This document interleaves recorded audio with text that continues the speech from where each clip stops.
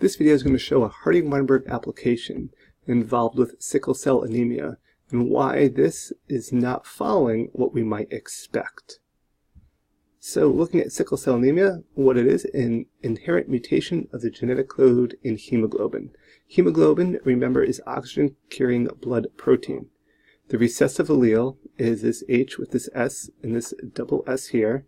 The normal allele would be the B. So this S and this S is standing for sickle cell.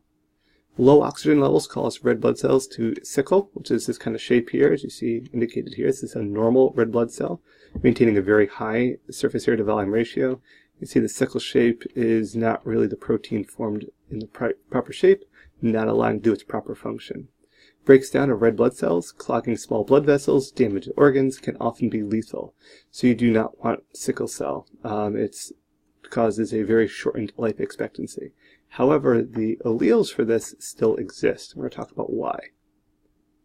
So high frequency of heterozygotes. 1 in 5 in Central Africans are heterozygotes for sickle cell, meaning they have a normal allele and also a sickle cell allele. Unusual for an allele with severe detrimental effects in the homozygotes. So 1 out of 100 individuals will be homozygous for sickle cell, and they usually die before reproductive age, meaning these genes are typically not passed on. So this kind of brings the question of why is the sickle cell allele maintained in such high levels in African populations? This suggests there's some selective advantage for being a heterozygote. So why is that? We're going to investigate that a little bit here. So first off, just a quick general malaria. It's a parasite. It's transmitted by mosquitoes, causes a bunch of negative symptoms, can often lead to death. See here, it's life stages that it goes through. It is blood-borne. It does multiply in the human body, and again, transmitted, the parasite at least, by a mosquito bite. It can be very deadly. And a single-celled eukaryotic parasite spends part of its life cycle in red blood cells, and that's what causes here, or mass multiplication, that then a mosquito will bite someone who's infected and spread it to another person. So sickle cell anemia. This was first detected in December 31st in 1904. Sickle cell anemia is a hereditary disease affecting hemoglobin molecules in the blood. So initially you might be asking, well, how does this relate to the malaria I just talked about? You'll see how this connects. The sickle cell mutation changes the 6th amino acid in the hemoglobin chain. This causes hemoglobin molecules to clump. In normal red blood cells, the hemoglobin chains do not clump. So sickle cell homozygosy leads to reduced lifespan. If you have sickle cell, your red blood cells are going to look like this. You could see the forms long and flexible chains. This is how hemoglobin should look.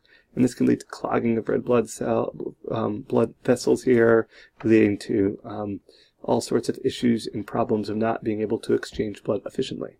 Versus if you have normal blood, you see everything, these nice little round red blood cells can move very efficiently. Heterozygotes, though, they produce enough hemoglobin to keep the red blood cells healthy. Even though there is still some sickle cell, heterozygotes have enough to basically keep most of the red blood cells healthy and allow that individual to survive. So why is the defective allele still around then? Yes, if you can survive with it, it's okay, but if you have the homozygous for sickle cell, you end up dying. Why is this allele still around? Why hasn't this been selected against? Well, this disease affects Central Africa, 1 in 500 Africans, but is almost unknown in other racial groups, which draws the question, well, why? People who are heterozygotes for sickle cell allele have less susceptibility to malaria. This is an example of what's called the heterozygote advantage. So that malaria that I talked about that lives in the red blood cells, if you're a heterozygote and have one of your alleles for sickle cell, you're actually resistant to malaria. This stabilizing selection is just acting on the sickle cell allele. It occurs because malaria-resistant counterbalances the lethal anemia. So in green here, we have the presence of where malaria tends to be found. And here we have the frequency of the sickle cell allele. The darker reds are where there's a higher frequency, up to 10 plus to 12.5% plus, and the lighter regions are where there's less found. You'll notice if we kind of look at both of these in comparison, we see that where the sickle cell allele is present is also areas of the world that malaria is also present. This is referring to that heterozygote advantage. So in tropical Africa, where malaria is common, the homozygote dominant normal, if you're homozygote for normal, which is what most people are, you would die from malaria. If you're homozygous recessive for sickle cell, you would die from sickle cell. However, if you're a carrier or a heterozygote, you're relatively free of both. You survive and reproduce more, and therefore more common in the population. So you need one of those alleles to carry normal hemoglobin, and having the other one encoding for sickle cell. If you're where malaria is present, you actually become basically resistant to it.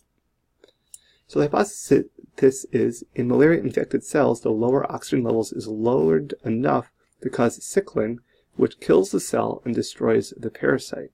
So why is this heterozygote carrier an advantage? Well, it's causing the parasite, it's breaking the life cycle of the parasite. So in this case, to be heterozygote is an advantage.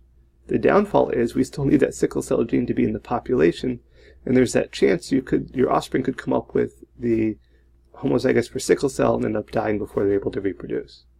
Again, most of the world's normal hemoglobin, but affected by malaria. If you're this heterozygote, you're able to have enough normal hemoglobin to survive, but you have a little bit of reduced effect so that the sickle cell gene would kill and break the life cycle of the parasite. Just an interesting phenomenon that shows that, tied in with the Hardy-Weinberg, that this does not follow the expected allele change because of the advantage of the heterozygote.